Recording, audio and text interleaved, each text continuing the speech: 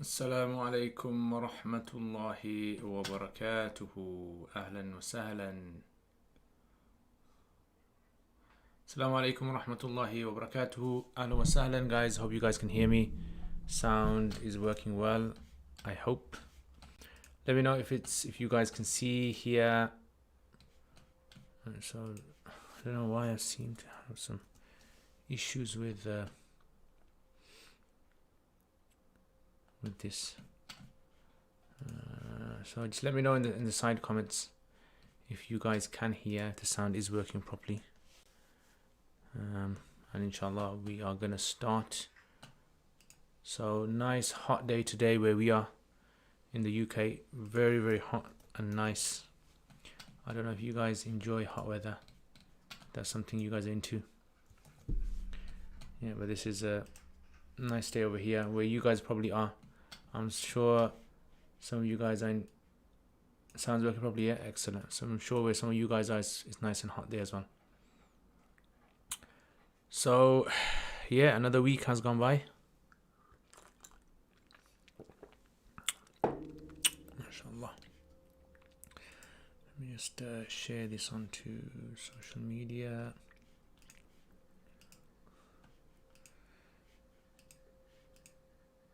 Now I don't know if you guys in the week have seen my Facebook live stream I done. I think I did it on Wednesday. And that seems to come out very, very clear for some reason. I don't know why. It comes out very nice and clear, extremely clear. And this, for some reason, doesn't seem to come out as clear. I mean, it's clear, but it's not super duper clear. Marhaban, ahlan wa sahlan, Aftab, Hassan. MashaAllah. So many Aftabs I know.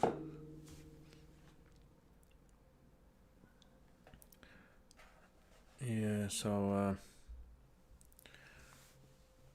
it's been a week, guys. So let me know if it's working. Actually, let me just try. See if it sounds good. Yeah, okay, works. Works, bro. Aftab means sun, isn't it? In Persian. Yeah, Aftab. I think in Urdu as well. In Urdu, Aftab is for sun. Suraj, Aftab. Probably Urdu got it from Persian, isn't it? So yeah, so it's very hot outside weather today. Oof, I think I've probably burnt my arm. I was watching myself in the morning on my arm and I was outside. And my skin has started to become dry, so sunburn. Aftab Hassan is one only. Alright, only one Aftab Hassan. I am Facebook AI scholar from India. Ahsan, ahlan wa sahlan. AI scholar. Welcome. Which part of India are you from, Aftab? Not as though I've been to India, but I'd like to go one day, inshallah. Check out the street food over there. Street food, you see all these foodies going around, vloggers, and making videos about food over there. Mumbai, yeah. MashaAllah. Yeah, one day inshallah I'll be coming down, checking out Mumbai, see what Mumbai's got to offer. What's the population like in Mumbai? Because I was in Karachi, and I remember in Karachi it was like 20 million when I was there. Probably increased now. I joined Muslim Technology Community UK. Ah, okay. Yeah. So is that some sort of community for a specific type of technology? Or is it just general? All forms of technology?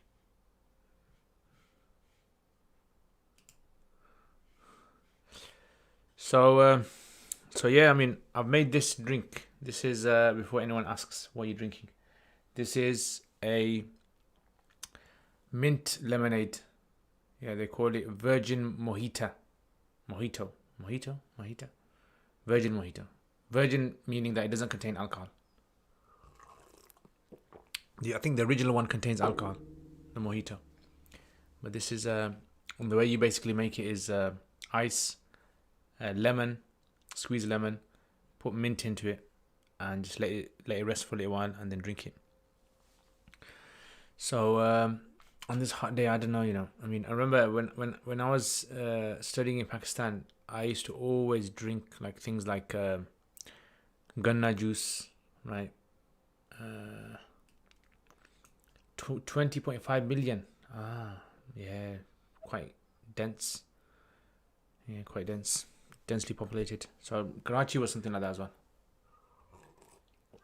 You tried this drink, yeah? Yeah, it's a good drink, So ganna juice you have in India, don't you? You must have ganna juice in India.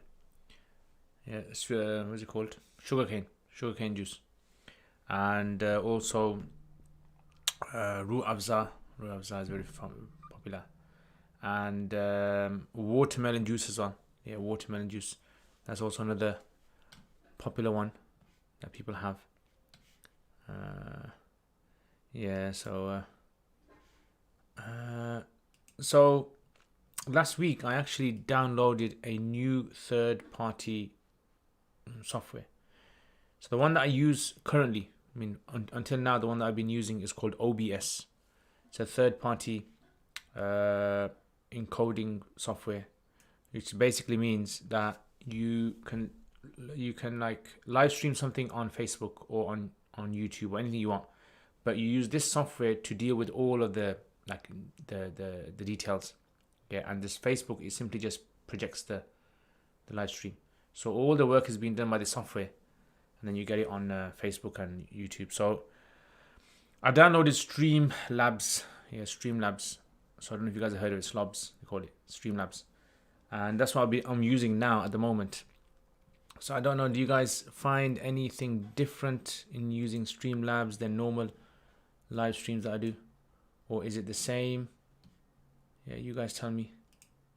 Let me know if it's any different, because to me it looks quite similar, but it's just I just want to know if it's quicker or if it's the sound is syncing. So there are things that you can do with this, but I haven't really kind of figured out. A lot of gamers, they use this. Sugarcane is common in Mumbai, and now many drinks come nowadays because of YouTube tutorial. Yeah, definitely. I think YouTube has exposed people to lots of new things which are outside of their culture. Definitely. Wa alaikum assalam wa rahmatullah yasin ahlan wa sahlan. Discord is also fine for communication. Discord, yeah, I've seen a lot of people use Discord. I mean, I don't know. I mean, am I going to use Discord or not? Twitch and Discord, and doing live stream, will share with you on it. Yeah, okay, excellent. Quality looks better, yeah? Yeah, I don't know, I mean, is the quality better? I mean, let me just see if I can.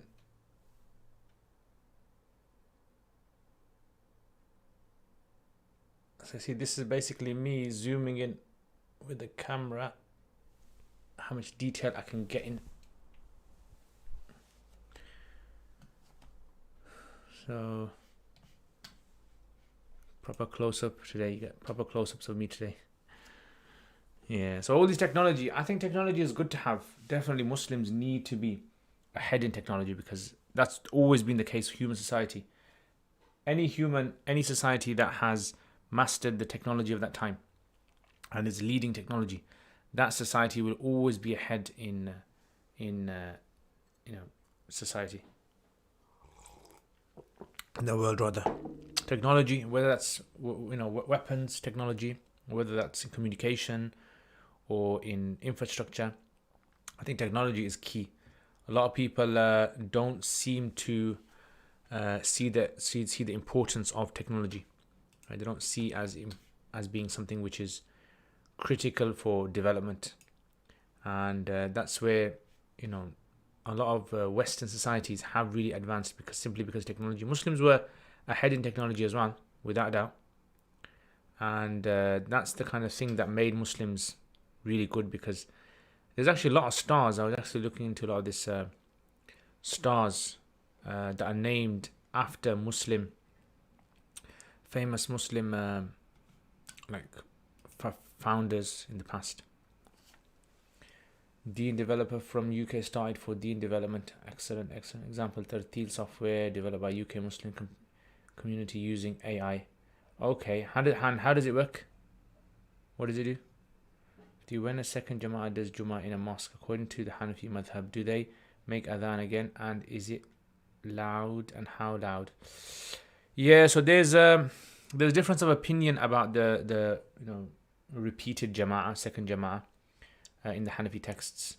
So you have like certain texts which say that the Jama'ah is makruh to take place, and then some of them saying that it's only makruh if the original Imam of the masjid doesn't give permission, and then it's like, or some of them say no, it's actually only makruh if it's prayed in the same location as the original Jama'ah. So I mean, in these conditions, in these kind of situations, what I would say is that it would be permissible, because due to a foreign factor, which is COVID-19, and people are unable to pray in like tight spaces, so it would be permissible to repeat this Jama'ah in the same location and also have an adhan and iqamah, because the whole point of the dislike of the second Jama'ah is making people lazy of like congregating. The aim is that you should have one congregation that brings everyone together, right? So the one congregation is the idea that you have one unified congregation. And if you have second Jama'ahs, what that's going to do is it's going to decrease the importance of the original Jama'ah. So because we don't want to decrease the importance of the original Jama'ah, we allow we don't allow second Jama'ah. But here clearly you have to have a second Jama'ah.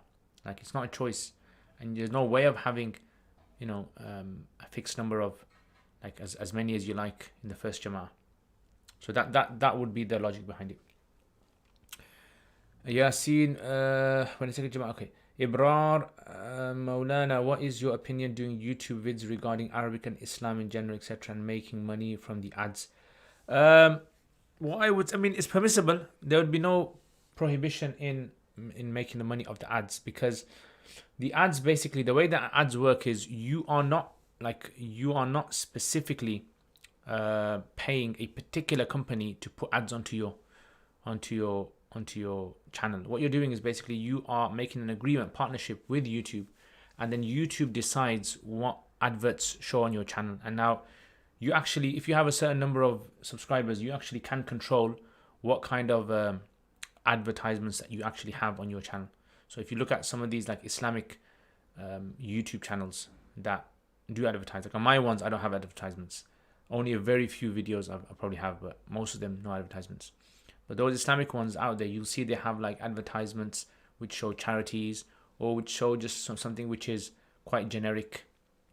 So there wouldn't be any issue in there. What I would say the problem would occur is if you make a specific agreement with an advertisement which shows something which is against the principles of Islam, right? Like nudity or half nudity, things like that, promoting casinos or alcohol, and you have directly making money from that particular, that would be problematic. Yasin Mufti, besides the first 3 centuries of Islam, which do you think is the most important in the scholarly development of Islam? It's a good question, definitely. I mean, for traditional Islam to be understood, you have to understand the first 3 generations, meaning Prophet ﷺ, Sahaba, Tabi'in, Taba Tabi'in, like the first 200 years. The first 200 years is crucial, and it's very, very important to actually have that right understanding of what was happening in the early generations, because whatever scope the early generation gave to understanding Islam and how to understand it and what tools to use to understand Islam, that's something which shows us that we're able to practice it. Yeah, so we're able to act upon it because there's evidence to show the early generations. And if the early generations do something, that's been sort of endorsed by the Prophet ﷺ, because he said the best generation is my generation, the one after it, and the one after it. So that's why whenever we try to understand something like in today's times in the light of Islam, what we mean by that basically is is how was it understood under the principles and sort of understanding of the early generation? How far can we kind of like extend rulings and so forth, like qiyas, ijma, and these kind of things. Now, the later generations, what they tended to do was they began to develop sciences within that framework. So the sort of like, imagine like this. Imagine there's a certain ways cars are going to be made, right? So now when you make a car today, you are going to make a car based upon the original blueprint of how cars are going to be made, or planes, or whatever. Now, the refining the engine of the car and making it faster and all these kind of things, that's what later scholars did when it comes to Islamic sciences. Yeah, they refined them, they branched them out. And the Hanafis actually have this very sort of like famous saying, which was Abdullah bin Mas'ud was the one that planted the seed, and then his students were the one that poured the water, and then their students were the one that allowed the seed to grow, and then their students were the one that took the wheat, they harvested the wheat, and then their students were the one that crushed it, and then their students were the one that knead it, and then their students, like Imam Muhammad is the last stage in the chain of command. Yeah, so he was the one that basically took it, and then he baked it, they say. So this happens with all sort of sciences. Starts off like fresh, and then slowly scholars begin to deal with it, refine it, like be able to put it into its constituent parts, and then later scholars can benefit from that. Jasood Khan, alaykum assalam wa rahmatullahi wa barakatuh. Welcome, ahlan wa sahlan, marhaban. Cyrus, I see you on a Sufa channel. Alhamdulillah, alhamdulillah. Yeah, so I work for a Sufa. Yeah, that's my full-time job. I'm a teacher at Sufa Institute. HK, reciting Subhanallah wa bihamdihi 300 times on the day of Eid. Have you heard of this hadith?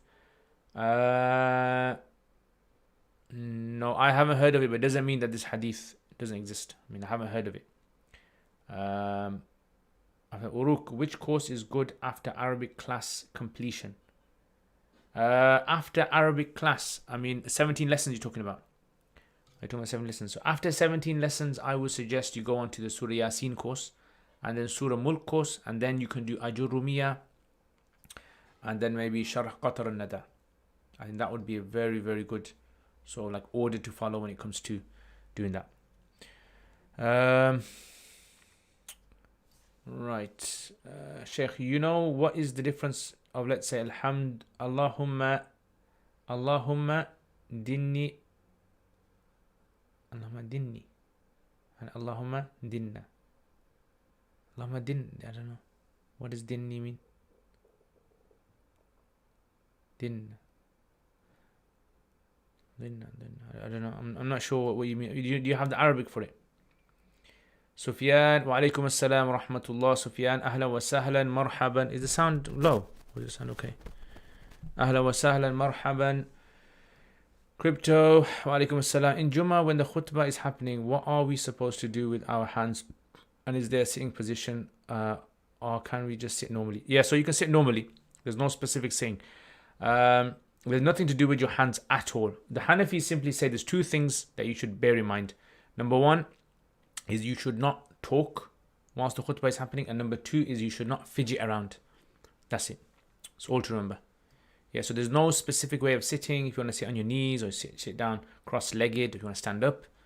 The main thing is that the Prophet ﷺ said that the one who fidgets around, playing around with something, or he talks, loses the blessing of Jummah.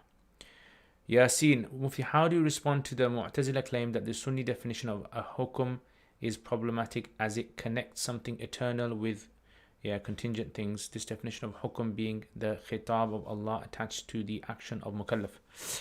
Yeah, so this is a very sort of like a very classical theological argument, which is we are living in a temporary world, okay? So I was born, I will die. The sun was created, and the sun will expire. The earth was created, and the earth will cease to be. The universe, the same thing. Everything in this world, everything in this universe is considered to be temporary. Now, the early scholars, like the early Sahaba and Tabi'in, they never ever discussed like, how is it possible that we're living in a temporary world, and the command from Allah subhanahu wa ta'ala that comes, like as in the Quran, that comes from Allah subhanahu wa ta'ala, how is something eternal able to interact with something which is temporary? How is that possible? Because if something is eternal, it's something which does not follow any measure of this world. And if something is obviously of this world, it follows specific laws, restricted laws.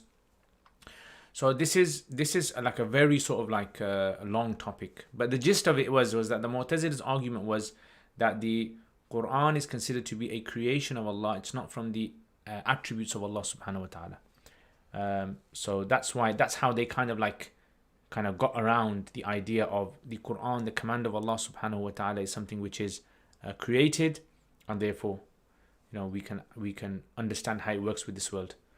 Where the Ahl Sunnah wal Jama'ah, their argument was no. They said the kalam of Allah is considered to be something that's eternal, part of Allah's attribute, right? Sifa of Allah subhanahu wa ta'ala. And that's why the way that it works is that it's something we don't understand exactly how the interaction is, but there is an element. This is why Allah subhanahu wa ta'ala inspires a prophet to come in this world to deliver his message. So there is an interaction which occurs between the two. And saying that there is no possible way of the eternal, or these, if you want to define it as infinite, because even the whole argument of Allah being infinite is very problematic itself. Now, I personally, usually on public platforms, I don't like talking about these kind of things, because the audience doesn't really understand how these things work, and just giving like a 5-minute answer, it wouldn't be giving it justice. So if you are interested in this, then I would suggest reading or listening to people like Hamza Zotis. So Hamza Zotis, he talks about these kind of topics as well. Check him out. Very, very good for this kind of stuff. Okay, I think Cyrus means ihdini. Okay, ihdina. So ihdini means guide me, and ihdina means guide us. So if you do the 17 lessons in there, I explain, I actually explain this, right? How we understand these different, so we call pronouns, how pronouns work.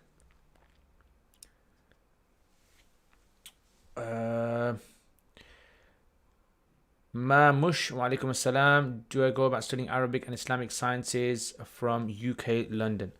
Actually, I don't have the thing, do I?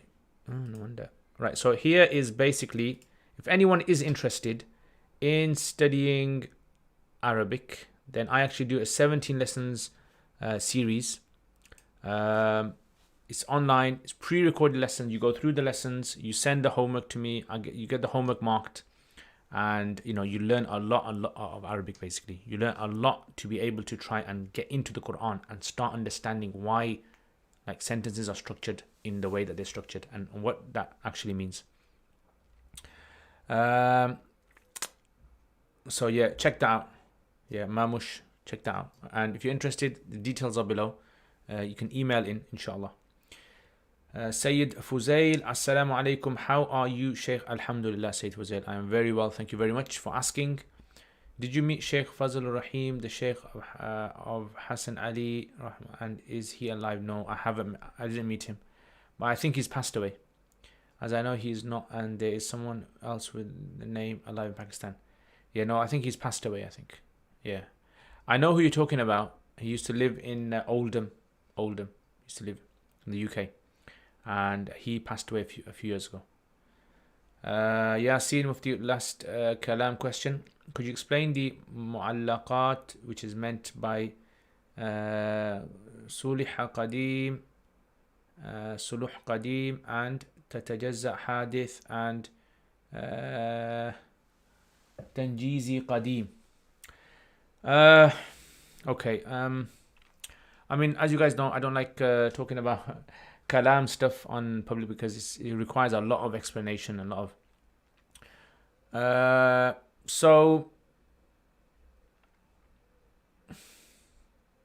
Okay, leave this to the end. If I get time at the end, I'll try to talk about this if I get a chance.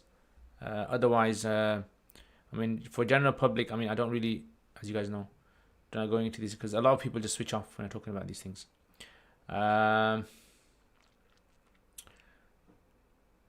Okay. Muhammad Raqibul, how to establish khilaf again? Allah knows best. I don't know. Amina Ijaz, Assalamu alaikum, Mufti Sahib. Salams everyone, and please remember to give this a like so we can have another jinn story tomorrow. Allahu Akbar, jinn stories, man. So basically, you guys are not interested in asking me questions about fiqh. You guys are more interested in finding out about jinn stories.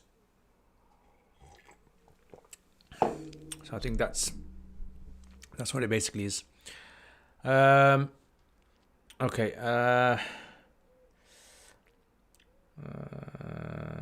Crypto. How come in many Pakistani mosques a lot of people say you have to sit on your knees and then move your hands to your knees?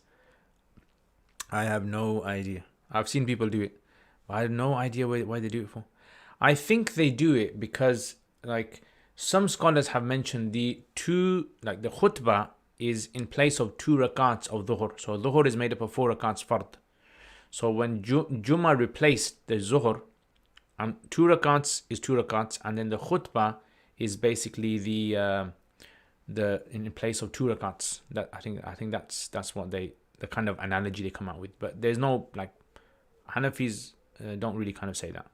So I don't know where they kind of get that from. Why jihad is stopped without jihad people? Okay, Yasin, no, weren't you scared enough? Yes, I understand if the Quran question is best to be asked privately. Yeah, generally, because it's just, it can cause a lot of confusion on public platforms. And we know recently with, certain leaks that have occurred, how much confusion just a simple issue can cause. Mamush, any book recommendations that are written in easy Arabic which I can understand using a dictionary? Yes. It depends what you study, what you're interested in. There are lots of things that you can study. I would suggest reading kids books, kids Arabic books. If you go to Google and type in Kutub Atfal, Kutub lil Atfal, you get loads of kids books, right? And those are very, very easy to kind of follow. I would say it's like really sort of easy to kind of follow. Dictionary is something which you can use, and that's how you develop. You need to develop confidence in yourself. That's the thing. A lot of students, what they do is when they learn Arabic, they dive into really advanced books, and for the rest of their life, they always think Arabic is like a mountain to climb. I find it hard. But if you kind of think about it, how do those kids who learn Arabic in like school, madrasa or school, and then they kind of can read newspapers and read magazines, they feel so confident. So actually, I was actually experimenting with a new series, inshallah, hopefully it's going to come out soon, which is a dictionary series. But I haven't really kind of cracked it yet. Hopefully, inshallah, I should have cracked it soon. So I'll be going through a dictionary and I'll be showing you guys how to understand Arabic dictionaries, because in reality what tends to happen is a lot of students, it's like, you remember the 10 steps I always mention. So I think what tends to happen is students, they try to make a leap, like when you're kids and you're trying to like climb up the stairs, but you're trying to jump 3 or 4 steps at a time, and then you fall and you hurt yourself. That's what a lot of people do in sciences, right? So when you fall into this situation, what tends to happen is you lose hope in Arabic. You feel as though Arabic is not the thing that you want to study, and you see Arabic as being very sanctimonious and sacred, and you can't really access it without scholars. Lots of books you can read without a scholar, definitely. And that's what I'm saying. Novels, stories, these kind of things, get used to reading them. Develop your Arabic so that you can write in Arabic, you can listen to Arabic. And that is gonna help you a lot, trust me. I mean, that's from my own personal experience. So kids Arabic books, try those. Mariam Afzal, how can I take the 17 lessons lecture? Yeah, so Yasin Kipi's put the email there. Just send the email there. I don't know why have I got the wrong text up.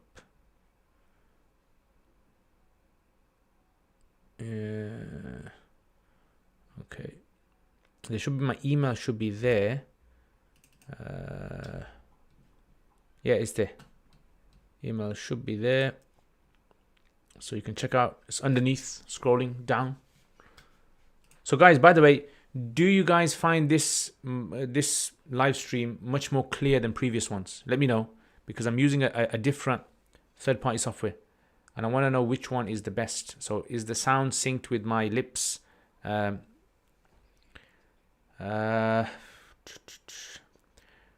Sarim Ahmed. Wa alaikum assalam wa rahmatullah. Ahlan wa sahlan, Sarim. Mamush Muthi, can I study text with you? I've seen some videos where people read and you correct them. I used to do that before. Inshallah, if I start that again, definitely. Yeah, so I used to do it once a week, where people just call in and they read text. Yeah, so inshallah, definitely. When I put that up, you'll see the advertisement for it, inshallah. Muhammad Umar Mustafa. Ahla wa sahlan Maulana. Wa alaikum assalam. What's one of the coolest stories you've ever heard from one of your teachers at madrasa? Coolest stories. What kind of cool story? I've got loads, man. Loads of stories.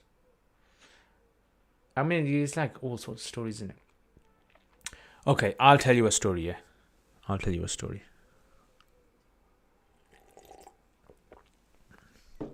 So, when we were studying in madrasa, or one of my teachers, his name is Sheikh Thaqib, he said that basically what happened was he wanted to study a book called Shafiyah. It's by Ibn Hajib, right? Famous, the one that wrote Kafiyah, Ibn Hajib, same one.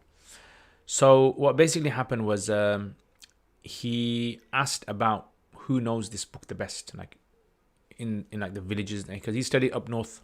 And when you study up north in Pakistan, you study village style, which basically is you actually go to a scholar, you live in his village, he asks one of the locals to give you accommodation in their guest house, and they provide food for you free of charge, and you just go and study with the sheikh, and then maybe like help him out in his chores, like maybe on the farm or something.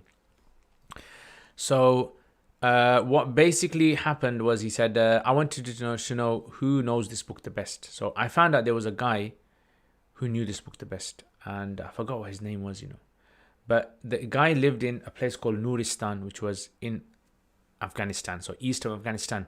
And at that time there wasn't like, you didn't have this kind of like a border, clear border. It was what they call ghair ilaqa territory. So there was no governing like body over there. It was just like tribal system, very similar to how things were in the olden days, Sahaba, Arab days, where you didn't have a governing body. You had the culture, the tribe. They sort of like defined how the laws were going to be understood and implemented. And obviously a lot of them were influenced by Islam as well. So he said, I went to go study by him. So this guy, he says, it took me 3 days to go and study, find this guy basically. I had to travel by car, and then I had to by foot. I had to go through mountainous terrain on his own. So imagine that. And he goes, eventually I found this guy. I found the city, the village that he was in. And it's like one of those rural areas in, villages and mountainous areas, which had no electricity, no gas, right? It's cut off from everything. And this was like, you're talking about the 80s here. Yeah, maybe 80s, 90s maybe. 80s, 90s. And he says, so he goes, I go to the village and I'm asking people, I'm saying, do you know like Maulana so-and-so? And there's people are saying, we don't know who he is. Anyway, he's walking, there's a guy and he's got this kind of donkey, and he's like, the donkey's pulling a cart. And he sees him and he's wearing like these tatty clothes, and he says to him, do you know Maulana so-and-so? And he goes, look, I don't know Maulana so-and-so, but what I can do is I can take you to my house, give you some food, you can freshen up, and then we can go and look for him. And that's basically how things are done in village style. So he goes, I went there, and he goes, I went to his house, and I was really, eager to go and find this Maulana, because I want to start studying. I don't want to waste time. And he goes, I go there, I freshen up, wear some new clothes. He gives me food. And he goes, when you sit down, and I said to him, look, now can we go? And he goes, look, I don't know Maulana, but I'm that guy you're talking about. Right? This is my name. I forgot what his name was. And he goes, I haven't taught anyone for so many years. So basically what happened was he had made a vow that he wasn't going to teach in a madrasa. He got fed up. And this is, strangely enough, this happens with scholars who actually lose hope in students. Like a strange thing you probably think about, but there are scholars in the world who have actually given up teaching altogether. Yeah, because they've had such bad experiences with teaching students and not finding the students that have the right zeal and all that. So he was one of them. Like given up, and he goes, you're gonna go back home because I've sworn an oath I'm never gonna teach again. So he said, I started crying. I didn't know what to do because 3 days journey I made to come to him, and I thought this guy's gonna teach me, and now this guy's turned around and said he's not gonna teach. And he said, he goes, sometimes what used to happen was when you're studying in a village system, he says, sometimes you hear about a scholar who's like an expert in Sahih Bukhari, or an expert in tafsir, or an expert in aqidah, or an expert in adab al-Arabi. And you go to him, and you find out that he's just died. It was so common. You'd go, and you'd find out there's this, they call them babajis, right, over there. They don't call them sheikhs or maulanas, they call them usually babaji.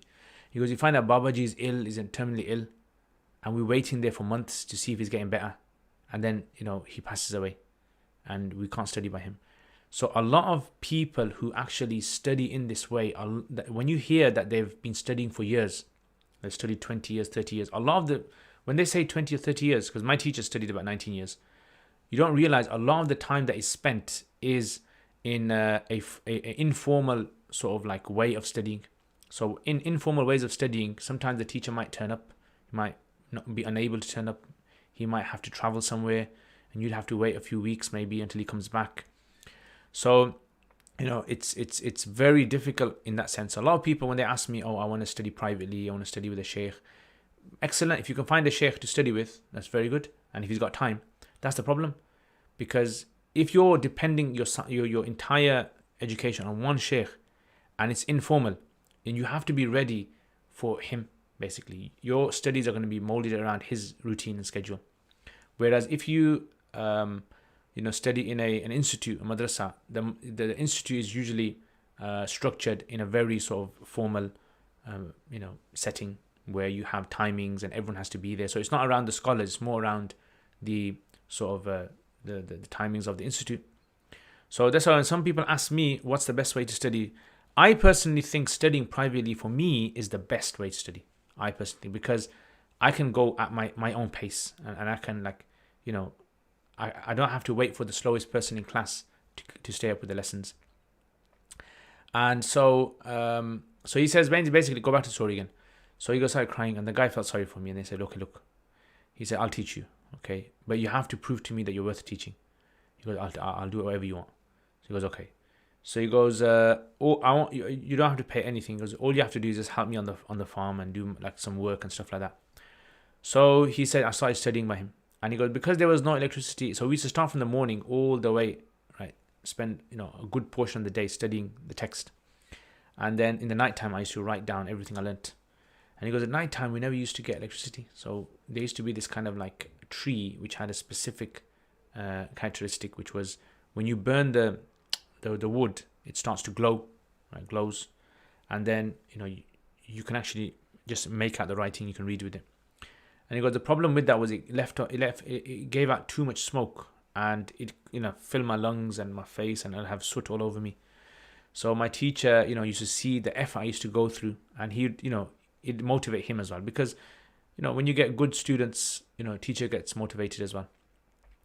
And that's actually going to remind me, I'm going to be putting it up, right? I'm going to be teaching, inshallah, Hidayah, right? Hidayah I'm going to be teaching from Monday, but it's going to be in the mornings, 8:30 to 9:30 UK time. But it's only going to be for those who have studied some level of fiqh before, right? So people who are at Hidayah level. So it's not going to be like for public dars. So it's going to be private dars. And you'll have to email in. So once I put out the announcement, inshallah. So it's going to be Mondays, because basically I have a class that I teach, and we in the madrasa. And we finished where we normally kind of get up to. So we finished there. They've asked me, can you teach us more in the holidays? And I said, okay. So I'm thinking that instead of just having 3 or 4 people I'm teaching, rather than that, a lot of people ask me about, studying Hidayah or advanced text. So I'm going to open it up for them. But it's not going to be advertised on, it's not going to be, played on my YouTube channel, right? So it won't be public access. And it's just going to be private, and they're going to get access to it. So it's going to be 8:30 in the morning UK time to 9:30. That's the time it's going to be, inshallah, on weekdays. So Monday is going to start, and inshallah I'll put up tonight, inshallah, and this evening I'll put up the announcement. So anyone who's interested can get in contact. So anyway, going back to the story, see what's happened now. You asked me for this story, yeah, and now it's gone on now. So basically what happened was, he said, we started studying this text now. And now Shafi'ah is a very, very tough text. If any of you have actually gone and looked at it. If you think Kafiyah is difficult to kind of navigate through yourself, Shafi'ah is very difficult. And that's why, it's kind of like tough to kind of find someone who can actually study, teach this. So my teacher did teach me some sections of it, but I haven't studied the entire thing. So he goes, after he started teaching me after a while, he goes, you know what? He goes, people think that I'm good at teaching Shafi'ah. He goes, but you know what I'm actually good at? Like, you know what I really passionate about? Quran, Tafsir, Balagha. And he started going a list of other subjects. So this is what happens, when you kind of find these expert scholars who are famous for teaching a specific thing. You generally find that they've become famous in certain subject or certain area, but they're actually amazing in other sciences as well. But because people haven't really kind of tapped into them, they can't tell. So yeah, basically that's what happened. He goes, I started studying Balagha with him and other sciences as well, and he studied about 6 months with him, and then he finished there and he left. I don't know if he's alive or not. Probably not anymore. But it's like, it kind of like, it boils down to this issue, which is a commitment to Allah's deen. That's what it boils down to. Commitment to Allah's deen. Allah will open doors for you, without a doubt. Allah, He's generous, He's Kareem. Whether you're elderly or young or male or female or in the northern hemisphere, southern hemisphere, Allah will open up doors for you if you really have that zeal to learn inside your heart. And you might not get it now. You might get it like in a few months' time or a few years' time, but you will get it. Allah will open things up for you. Yeah. So yeah, that's the story, guys. Okay, let's check this out.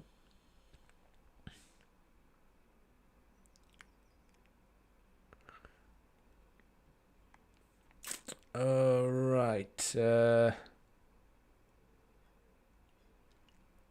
Saqib Masood, Assalamu alaikum tullah. Can you explain what's the rulings to lead Jum'ah? Yeah, so to lead Jum'ah, you need to be an adult, you need to be male, and you need to know enough Quran to be able to, lead Salat. That's all. And you need to have, at least in the congregation, there has to be at least, including the Imam, at least 4 people, including the Imam.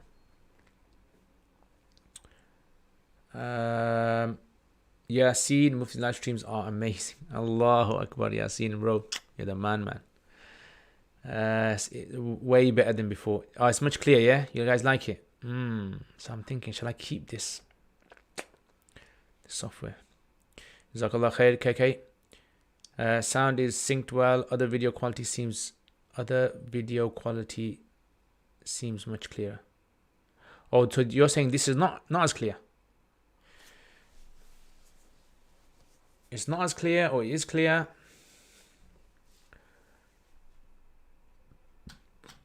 Right. Yes, you should join the WhatsApp group.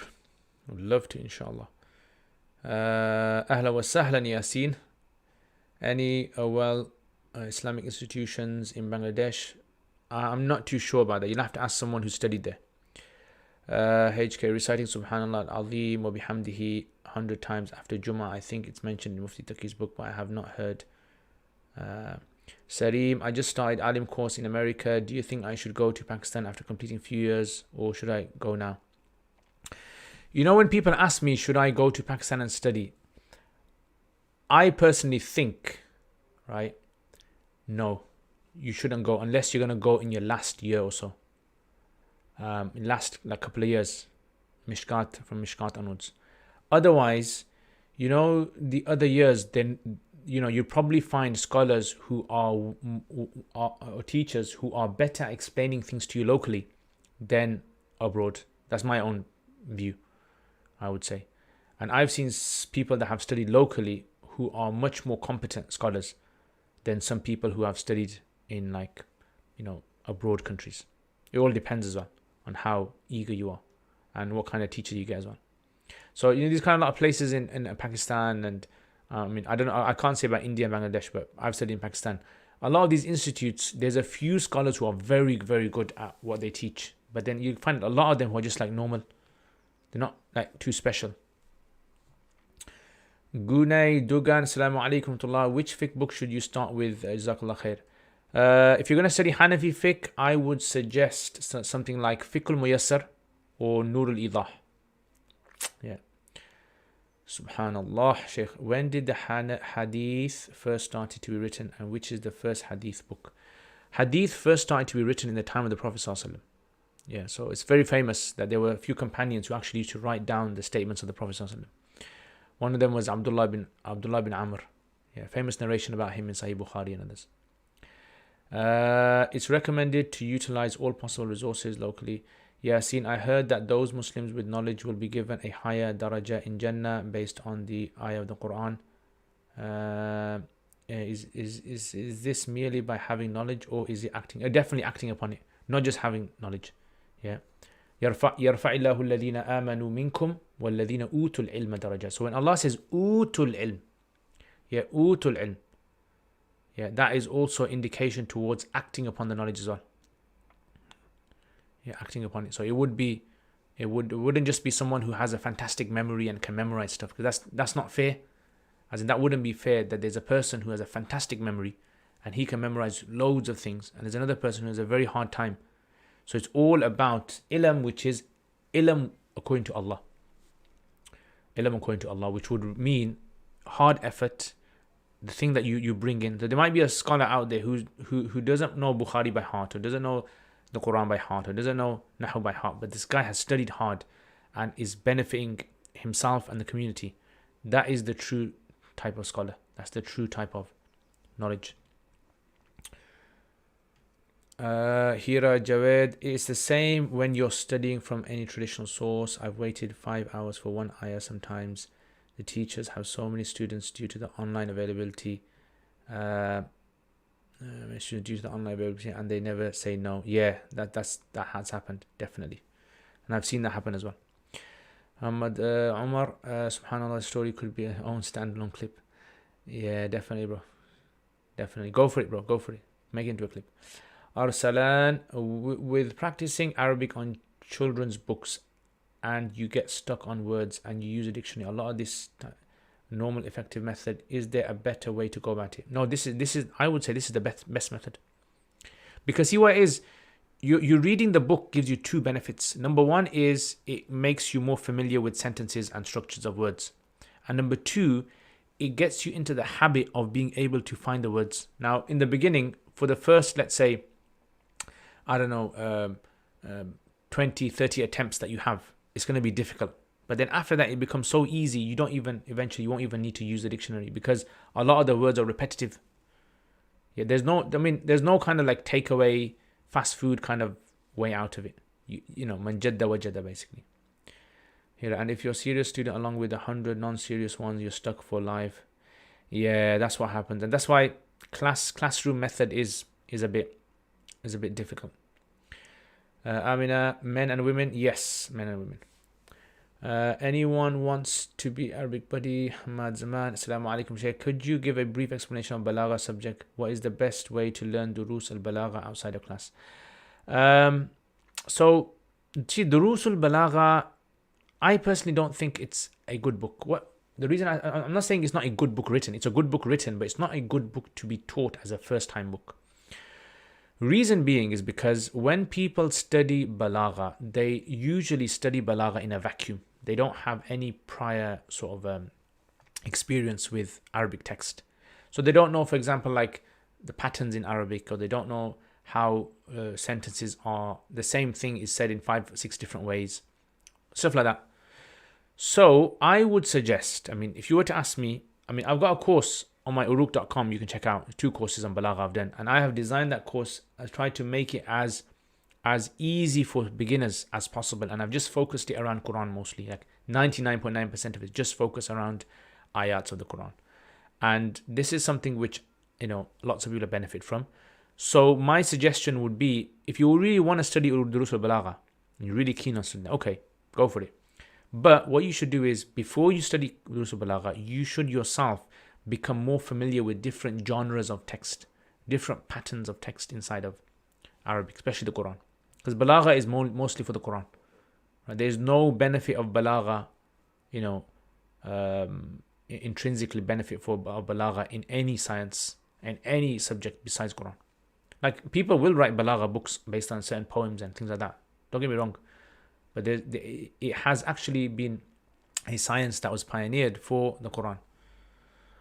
Muhammad Umar, they stopped teaching the Shafi'ah at my local madrasa because of how many students just couldn't take it.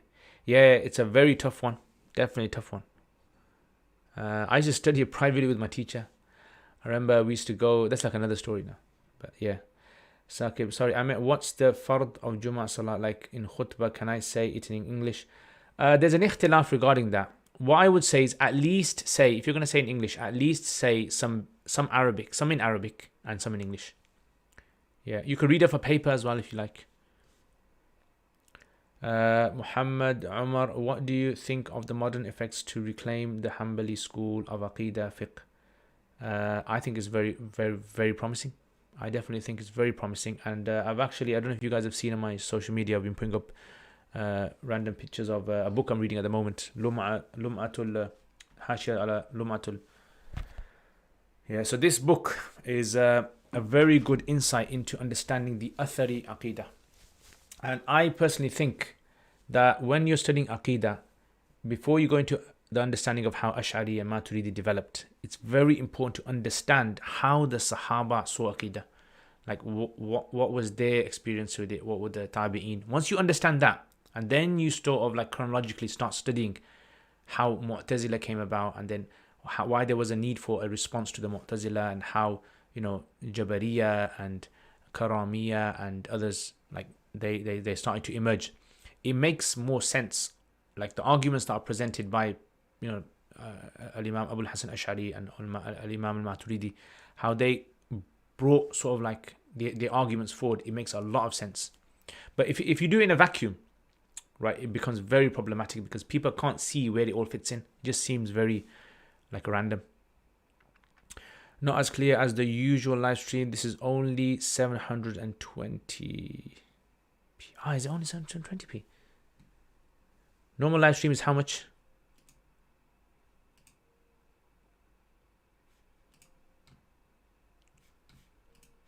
Is it? Interesting. Is the normal one 1080?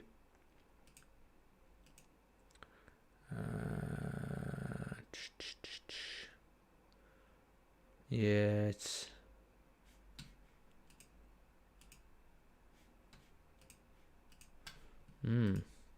Interesting. Okay, I might have to just check that one out. I don't know, it looks very clear to me, but it's definitely synced well. Excellent. Yasin, who used the term Liaquat to mean homosexuality? It seems weird as it's connected to the name of Prophet. If the Prophet ﷺ used that term, then apologies for saying. No, yes, that's a very good question, because if you look in the hadith, it says, Man amila amala qawmi Lut. They call it the amal of qawmi Lut rather than call it like the person who does this.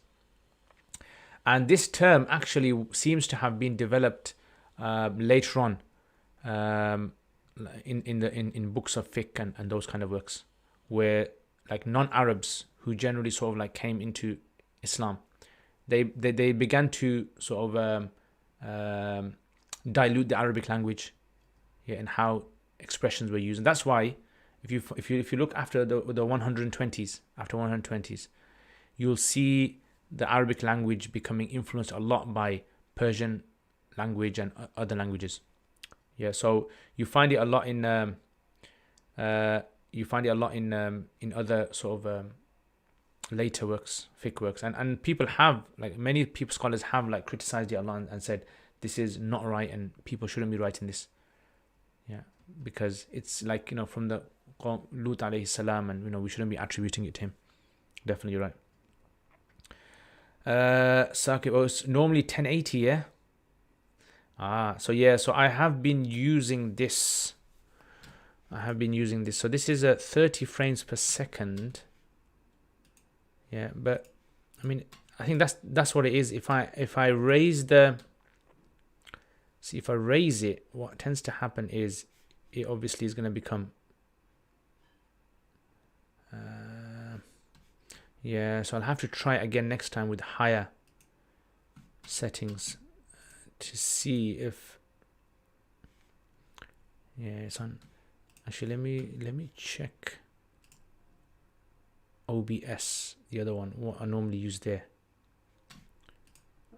Okay, there I normally use that's strange. Over there I also use 720. So that's weird. Okay, that's a weird one there.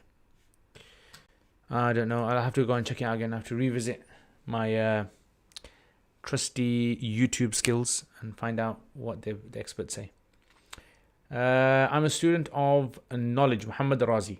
How do I acquaint myself with such a vast vocabulary of Arabic language? I mean, the main way I would say is just do lots of reading.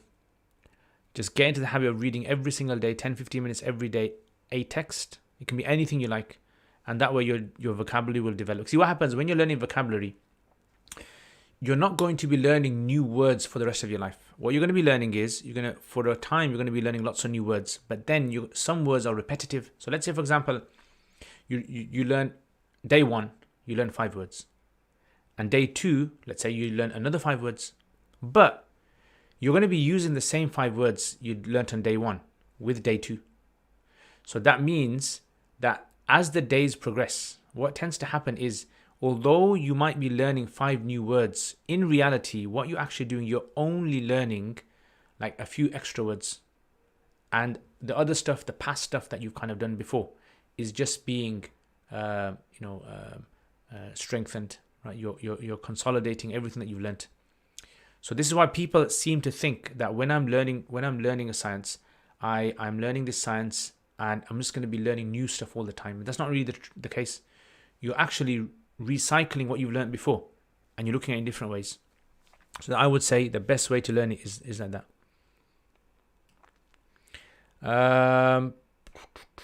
Okay, Hamad, is there any reason why mantiq and falsafa is almost ignored in madaris of America? I think it's ignored in a lot of madaris, Hamad, and even the UK.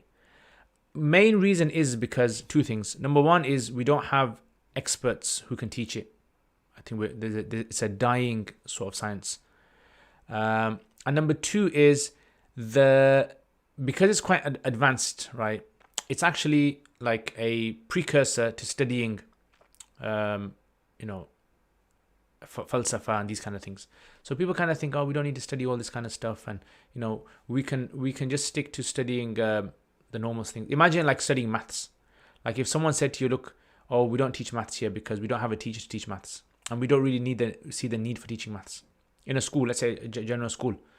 Now someone might say, okay, I can get through the whole school just by studying biology and maybe history and maybe some other things and be okay. But you're going to come across textbooks that are written in mathematical terminology, and you're going to come across some concepts, especially in physics and chemistry, where you will need mathematics. So that's where I think a lot of people seem to kind of like be on the fence about. Yeah, so I don't think it's such an important. It depends what you want to do, really. If you are someone who just wants to study Islamic sciences and understand the Quran for themselves, understand hadith and be able to practice it and just teach the local community, you don't need to study mantiq and falsafa at all. You don't need to. But if you want to be someone who's able to engage with the public, right, and you're able to have a discourse with them, communicate with them, break down arguments, show logical sort of like ways of understanding things, then falsafa and mantiq are going to be very, very beneficial, very useful. Not in Zaytuna College. Salan Shazad. After a certain point, is it better to go through one book at a time or multiple books side by side? It depends. It depends. It all depends on a person. Depends on their sort of like aims and objectives. I would generally say one book at a time is the best thing for a lot of people. But if you want to kind of like cram in many years of studying several books would be good. 2 or 3, max 4, I would say. Max. What's the best starting book for Balagha as self-study? I don't know any English one, but if you want to study Arabic ones, there's like lots. There's lots that you can. You know, one of the best books in Balagha, I would say, is Abdul Qahir Jurjani's. Yeah, and Dalail Ijaz. Yeah, Dalail Ijaz is a very, very easy to follow book. Very good. One of the earliest books that was written on Balagha. That's a very good book. If you want something more modern, then there's a guy called Fadl Abbasi. Fadl Hassan Abbasi. Fadl Hassan Abbas, Egyptian. And his books on Balagha, very, very good. Very easy to follow, nice. If you want a much more easier one, then Sheikh Dr. Fadl Samurai. Yeah, Fadl Salih Fadl Samurai. Very, very. That's the most easiest you can read. Muhammad Razi Ustad, I've only recently come across your channel. I feel like missing out on so much all this while. Great work, Sheikh. I'm currently taking your in-depth Quran series. Muhammad Razi, may Allah bless you. May Allah put barakah in your time, your effort. Thank you very much for your beautiful words of motivation. Jazakallah khair. Thank you very much. Inshallah. Saqib Masood, what's your thoughts on Sheikh Albani's hadith? Can you make a hadith sahih now?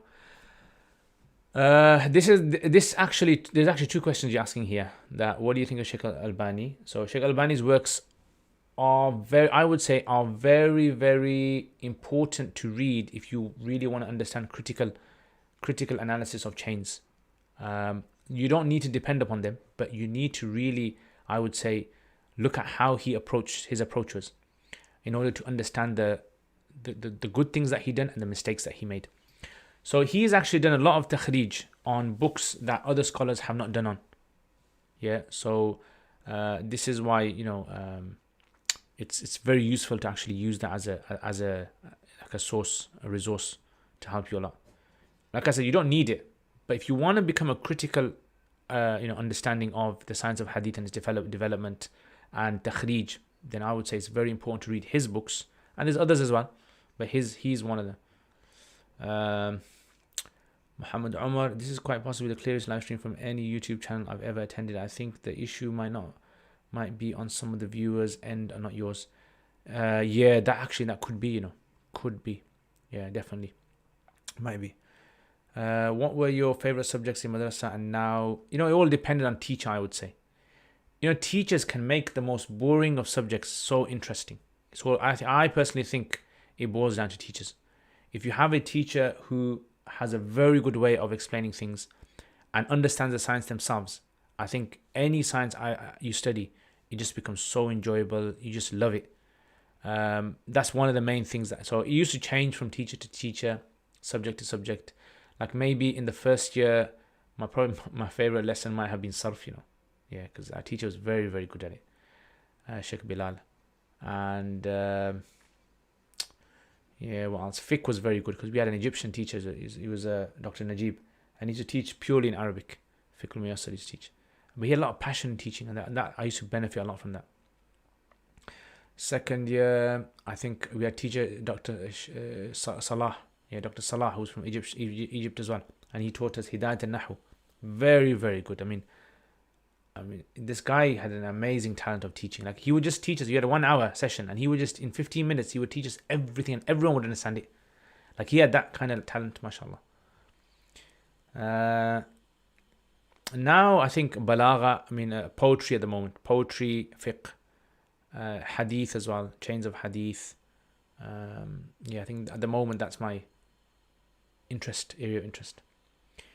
Muhammad Razi Ustad, since I am fascinated by your Quranic in-depth survey of vocabulary, I would like to share that I developed a penchant for subtle differences between Quranic words beforehand. Reading the Kitab Daqa'iq al-Furuq al-Qur'aniyya fi Bayan al-Qur'ani. Yeah, I've seen that book. Yeah, excellent. Very good. So have you collected it somewhere? That'd be good to actually see what you've done so far. Umar alaykum assalam wa rahmatullahi wa barakatuhu. Ahlan wa sahlan. Do women have to do hijab in front of other women? Would the ayah of guarding the gaze apply here? No, they wouldn't have to do hijab in front of other women. Yeah, they wouldn't have to. I mean, some of the scholars do mention in front of non-Muslim women that they should, because of the verse, وَنِسَاءِ الْمُؤْمِنِينَ. Yeah, Nisa il-Mu'minin. So they say that the Nisa of Mu'minin is under the category that of those people that the woman can relax her hijab in front of. And they say therefore that means that the Nisa al-Kafirat, Kafirin, you can't do it in front of them. But yeah, for the women generally, it would be fine. Unless there was obviously some sort of like arousal issue where a woman might get aroused by looking at another woman, you know, hair or something or parts of the body. Then no. But otherwise, they would have to cover between the navel and knees. Yeah, navel and knees, that area has to be covered. Women praying in mosque, are they more rewarded? I mean, according to the hadith, the Prophet ﷺ is that for them, it's more rewarding for them to pray in their homes. Yeah, wa buyutuhunna khayrun lahunna. Arsalan, in your opinion, what should student of knowledge look at specializing? Is there a field that needs particular focus? Loads, everything needs. Remember this, okay? Scholars are like grass. This is the first time you're hearing it from me. Yeah. So scholarly sort of like generations are like grass. You know, your grass you have your lawn. Every time it grows to a certain level, it gets cut, and then the next generation starts growing. We need scholars in every single field because the scholars we have at the moment are dying out now.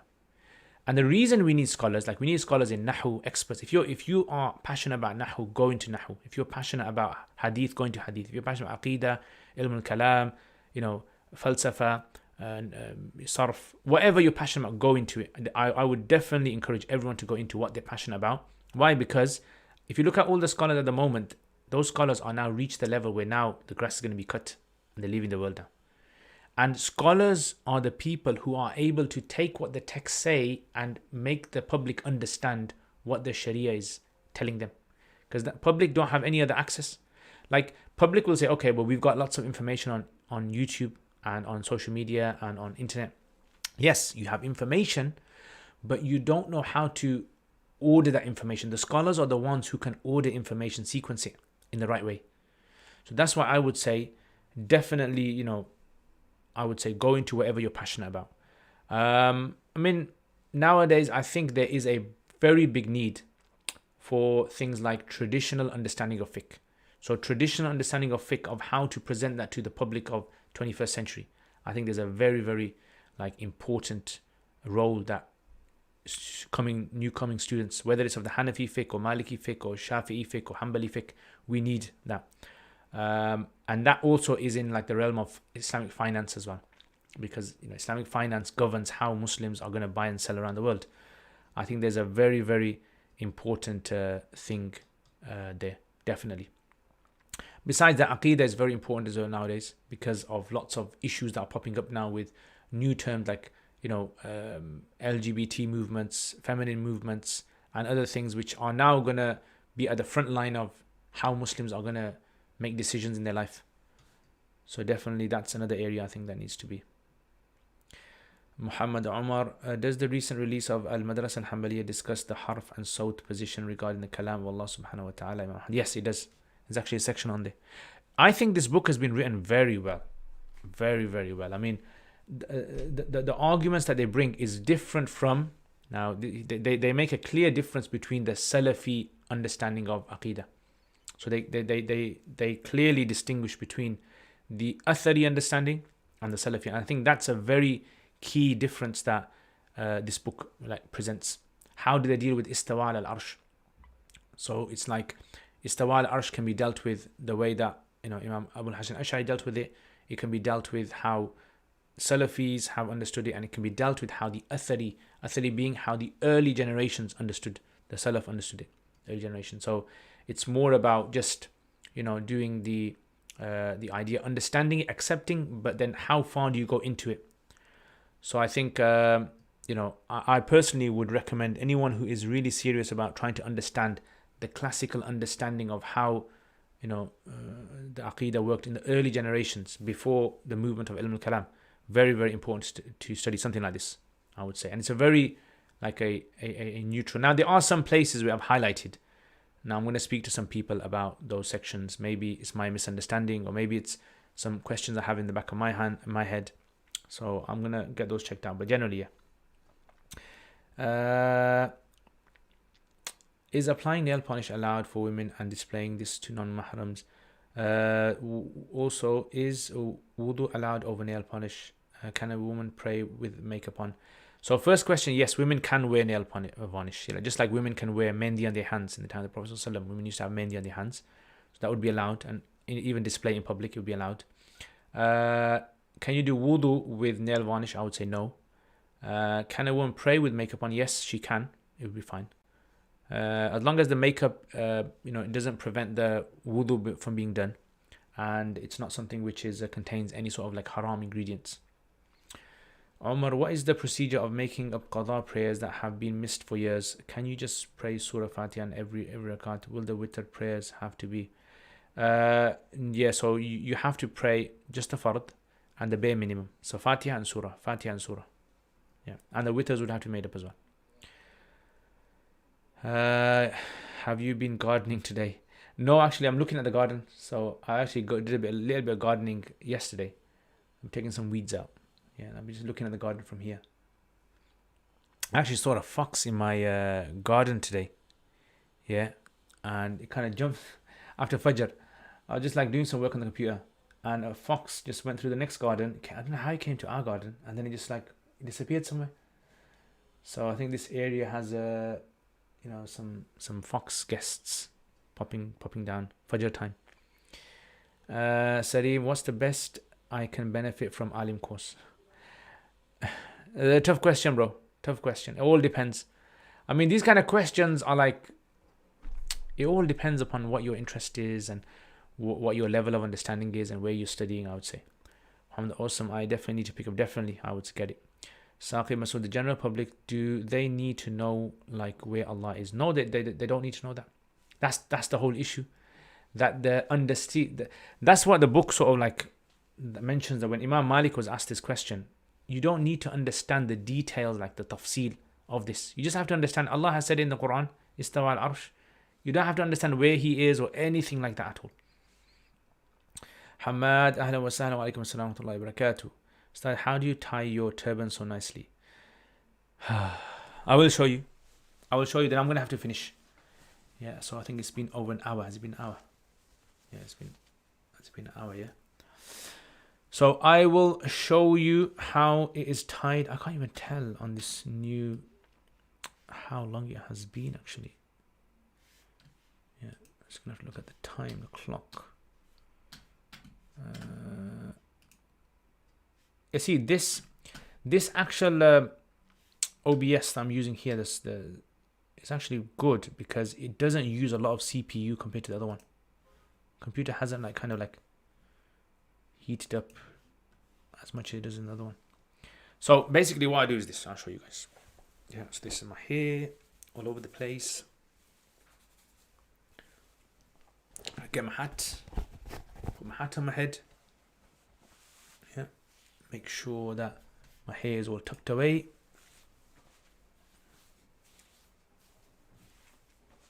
Okay. Then this is basically like a scarf. You know, when these kind of like scarves, and when goes to Arab countries, they get you these kind of scarves. Like one of those kind of scarves, square one, you make in triangle, and then you just like roll it up.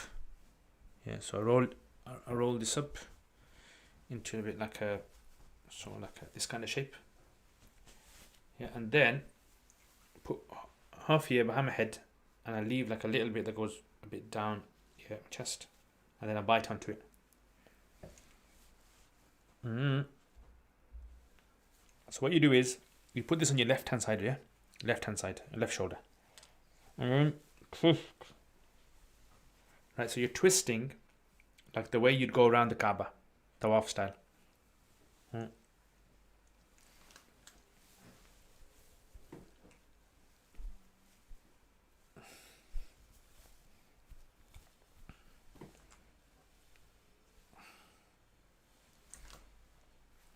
Yeah, cover your ears. Then what you do is tuck it in the back. Try to get the back part tucked in. Yeah, so it looks a bit like that. And then what you do is like, then you lift this up, you get to your hairline, and then your ears, just easily pop your ears out, and just this part, just slightly move it to the back. Don't move it too much because then it'll get unraveled. And then just do that. And so if you kind of just in the mirror, just tweak it a bit, and there you have it. Imam Adin. That's how I do it, Imam. So this isn't like any sort of sunnah method or anything, by the way, before someone puts it up. Yeah, sunnah method of putting the imam on. No, it's not a sunnah method of putting the imam on.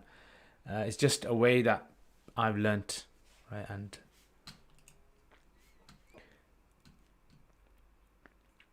Ahsan, assalamu alaikum wa barakatuh. Hope you are well. Just wanted to know, is forex trading allowed?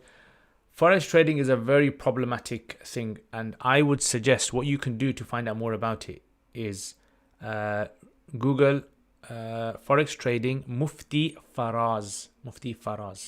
Type that in Google, and because I usually get my like fatwas from him when it comes to forex trading, because forex trading is so complex that I don't have the time to kind of like investigate it myself, because it's just, because I would actually have to go and study like how trading works in this world, like in the real world, and then be able to come up with a. So I usually just go to him. I trust him a lot in these matters, and he says it's not allowed. Well, he says that it's very problematic. Muhammad Umar, what do you think about a book review of the book after you finish it? Yeah, definitely. I'd love to do that. Sarim, is it important to improve English if someone wants to give da'wah in US? Yes, definitely. If you want to give da'wah, you need to have a very high level of English. You don't have to have like really advanced super English. You just need to be able to communicate. Remember, always when you're going to communicate or give da'wah to anyone, just remember your English needs to be at the level that culturally you can communicate with someone and they can understand what you're saying, right? That's what's important. And that was one of the biggest lessons of sending messengers to their people, was in their language.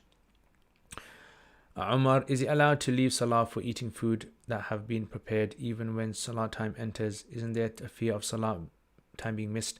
So like missing jama'ah is one thing. Scholars have allowed eating food if the food is going to go off, to miss jama'ah, congregation, but not miss salat. You can't miss salat.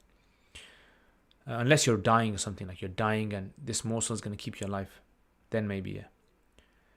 Umar, you're welcome. Ahlan wa sahlan. May Allah bless you too. Jazakumullah khair, guys. I'm going to finish there.